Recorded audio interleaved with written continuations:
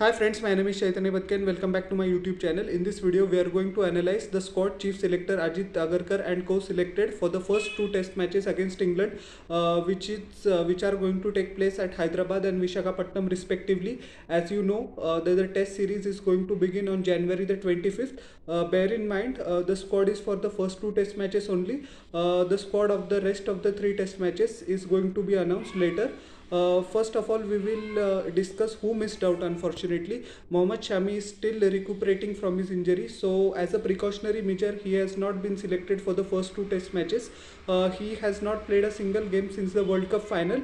But as a precautionary measure, BCCI has said in its release that Shami will undergo rehabilitation and he will be in consideration for the last three test matches. Prasidh Krishna was unfortunately injured. He injured his left quadricep in a Ranji Trophy game against Gujarat. Nonetheless, even if he was selected, with all due respect, the kind of performance he put in the two tests against South Africa, there was a very slim chance of him getting into the playing 11.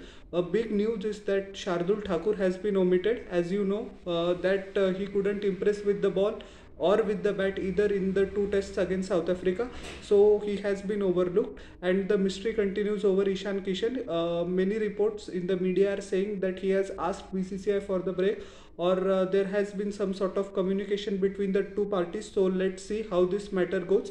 But Dhruv Jurel has been selected as a third wicket keeping option. As you know that on spinning tracks or dust bowls in India, we at least need two wicket keepers. But even though Ishan Kishan was selected in the squad, he wouldn't have been in the playing 11 unless and until the team management decided to go in for a drastic change. But his absence raises a lot of question, but one man's lost opportunity is another man's chance. So Dhruv Jurel unexpectedly gets the call up just before 10 days his 23rd birthday, so it's a surprise call up. I will make another video of him, but it is well deserved. He has scored a half century against Kerala playing for Uttar Pradesh in Alappuzha. He has also scored half century playing for India A against South Africa A in Benoni at the same time when the main Indian test squad was playing test cricket against South Africa in South Africa. So he has impressed one and all last season playing for Rajasthan Royals as well. It's a bright prospect. I will talk about it later. So now let's come to the squad. Rohit Sharma is going to be the captain of the side, no doubt in that. Jasprit Bumrah has been selected as the vice captain.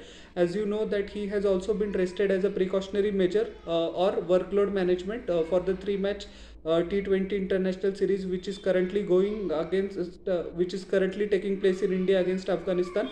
So Bumrah returns. It will be interesting to see whether he plays the all five test matches or not, because the bulk of the workload will be shared among the spinners as well. Shubman Gill retains his place. Once again, no surprises in that. Yashasvi Jaiswal is going to open with Rohit Sharma. Virat Kohli is going to bat at number 4. Shreyas Iyer has been named in the test squad. As you know that he impressed one and all against Bangladesh last year, but unfortunately he couldn't impress the fans and selectors alike in the tour of South Africa. So for his test career, this can be the defining tour. KL Rahul has been selected as the first choice wicket keeper with KS Bharat as his backup. As we know that Rishabh Pant is still recuperating from the accident. And he is not game ready, so that's why he's not selected. Dhruv Jurel, as I had mentioned a few moments earlier, is going to be the third choice wicket keeper, but he is not going to play any of the games in my estimation, but it will be a good learning curve from him. Ravichandran Ashwin, the workhorse on Indian pitches, as well as Jadeja has been selected. Akshar Patel is going to be the third spinning option. The backup spinner is Kuldeep Yadav, but I also doubt that he will get much game time. Whether India wraps up the series in third or the fourth test, but the team management or selectors can think about drafting him in the playing 11. Mukesh Kumar, who has been impressing one and all across the formats, has retained his place, so quite a swift and meteoric rise for him in international cricket, though he has proven that he deserves this place. Avesh Khan has also been named in the playing 11 and Bumrah is the vice captain. So all in all, a pretty balanced squad, 16-member squad. And as you know that in test cricket, defeating India in India is the toughest task. If you ask any Australian, England, New Zealand or South African player or any other subcontinent team as well. So this is the greatest task in cricket.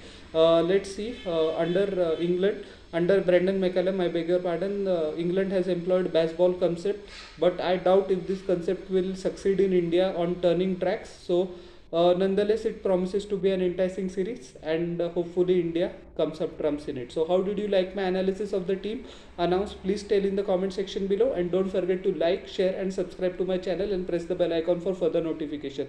We'll meet in the next video. Till then everyone, bye, take care.